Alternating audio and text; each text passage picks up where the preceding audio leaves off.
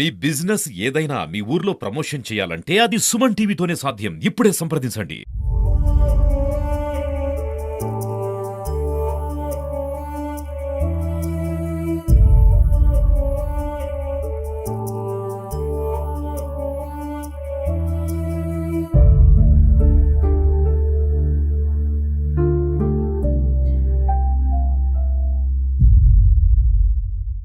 తన మధుర గానంతో వెంకటేశ్వర స్వామి కీర్తిని విశ్వవ్యాప్తం చేసినటువంటి గరిమెళ్ళ బాలకృష్ణ ప్రసాద్ ఇక లేరన్నటువంటి వార్త ఎవరు కూడా జీర్ణించుకోలేకుండా పోతున్నారు. దాదాపు 600కు పైగా అన్నమయ్య కీర్తనలు ఆయన రచించినటువంటి నేపథ్యంలోనే మనం భావితరాలు కూడా ఖచ్చితంగా దాన్ని వింటూనే పెరగాలనేటువంటి ఒక స్ఫూర్తిని ఆ పాటల్లో ఇచ్చారు. ముఖ్యంగా భగవంతుడికి అదే రకంగానే భక్తులకి అతి చేరువ చేయడంలో ఆయన పాటల ద్వారా ఎంతో కూడా కీర్తిని గడించారని చెప్పుకోవచ్చు.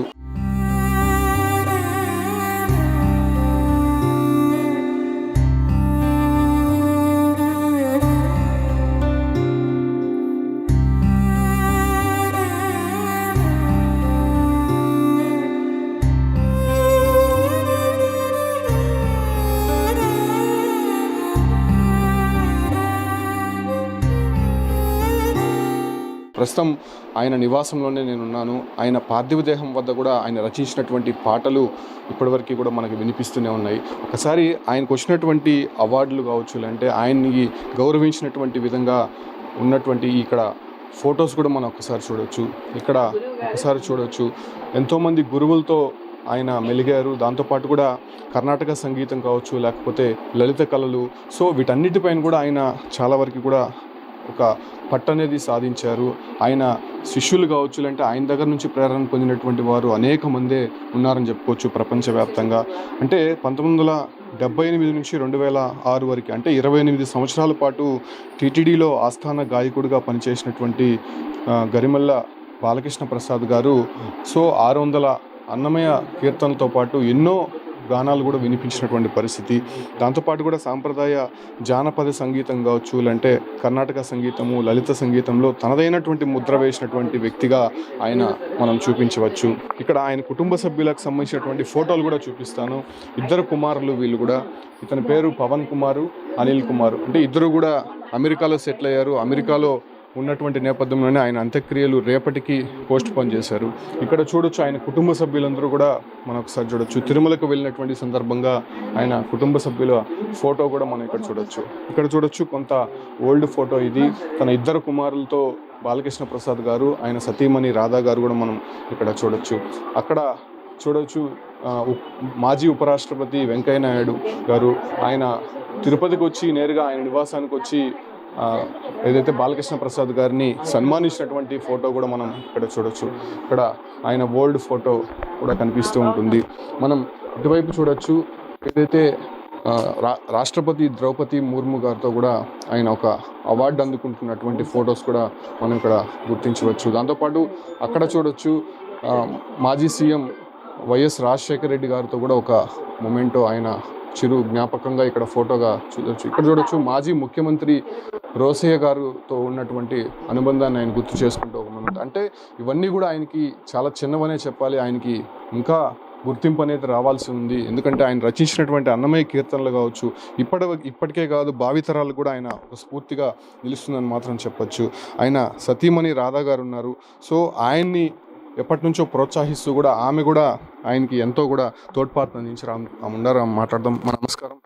ఏంటి ఆయనకి మీకు మధ్యలో ఉన్నటువంటి మీరు ధర్మపతిగా ఆయన పట్ల బాధ్యత నిర్వహించారు. సో ఆయనకి సంబంధించినటువంటి సంగీతంలో కూడా మీరు ఆయన భాగం పంచుకున్నారు. ఏం చెప్తారు? వర్క్ చేస్తాను అన్నీ, కానీ ఆయనకి పాట ఒకటే ప్రపంచం. కానీ వీళ్ళు జరగాలి కదా, పిల్లలు సంసారం అంతా అందుకని ఇంట్లో కూర్చొని అన్నీ చేసుకునేదాన్ని.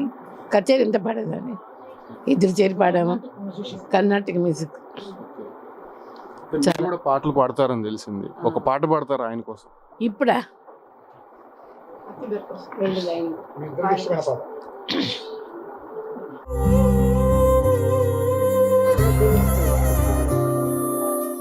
గొంతు జీరి జీరి పడుతున్నా.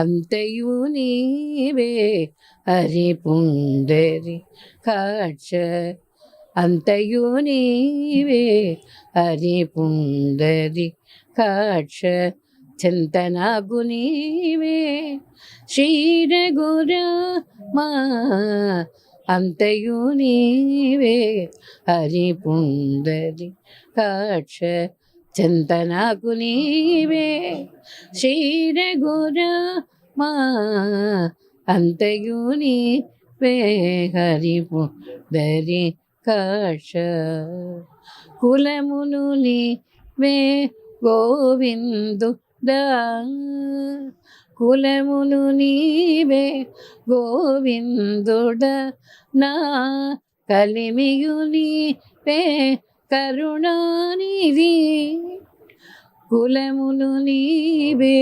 గోవిందుడా నా కలిమియు నీవే కరుణానిధి తలపును నీవే ధరణీధరా తలపును నీవే ధరణీధర నా నెలవును నీవే నీరజన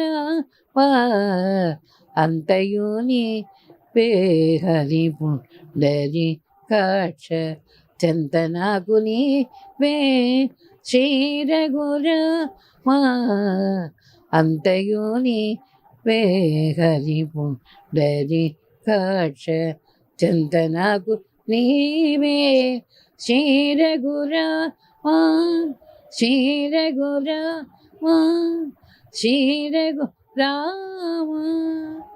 మా వారికి చాలా ఇష్టమైన పాట ఇచ్చిన. ఎలా ఉండేవాళ్ళం మీతో కానీ పిల్లలతో కానీ? చాలా జోగిగా కలివిడిగా ఉండేవాడు. ఎప్పుడు పాట ట్యూన్స్ ఆ మంచం మీద దిగడు, రాసుకుంటూనే ఉంటాడు.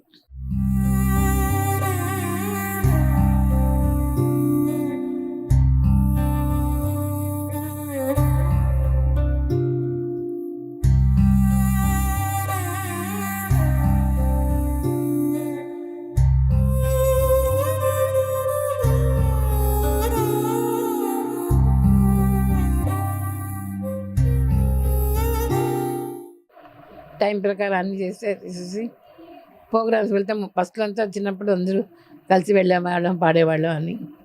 ఇప్పుడు నేను నడవలేను కాబట్టి ఎక్కడ వెళ్ళను. ఎక్కడికి పోయినా సరే మా రాధ ఒంటిగా ఉంది, వెళ్ళిపోవాలని వాళ్ళంతా బలవంతా నైట్కి ఎంత ప్రోగ్రామ్ ఉన్నా సరే విజయవాడ చేస్తే నైట్కి నైటే బయలుదేరి వచ్చేస్తాడు. ఒంటరిగా ఉంది ఎట్లా అని పాపం. సో ఆయన లేనటువంటి లోటు సంగీత ప్రపంచానికి ఏ విధంగా ఉంటుందంటారు?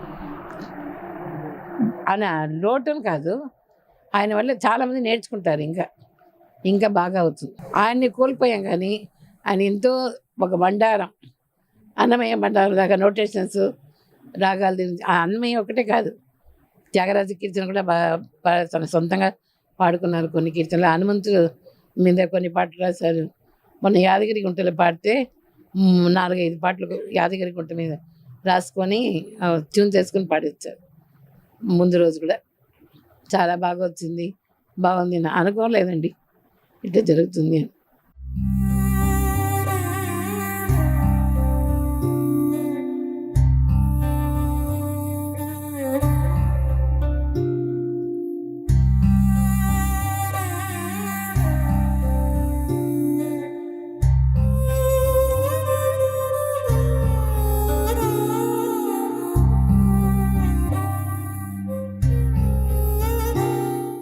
మన నివాసంలో చూస్తున్నాము. ఆయన లేనటువంటి లోటును ఎవరు తీర్చలేరు. సంగీత లోకానికి ఆయనకు అందించినటువంటి సేవలని చిరస్మరణీయంగా గుర్తిస్తున్నారు. ఇప్పుడు వరకు వచ్చినటువంటి అవార్డులే కాదు, ఖచ్చితంగా ఆయనకి పద్మశ్రీ రావాల్సినటువంటి వ్యక్తి. ఖచ్చితంగా ఆ రకంగా కూడా మేము ప్రయత్నాలు చేస్తామని చెప్పి కూడా చెప్తున్నారు. సో పెరుమల్ల బాలకృష్ణ ప్రసాద్ గారికి సుమన్ టీవీ కూడా ప్రగాఢమైనటువంటి సానుభూతి తెలుపుతోంది.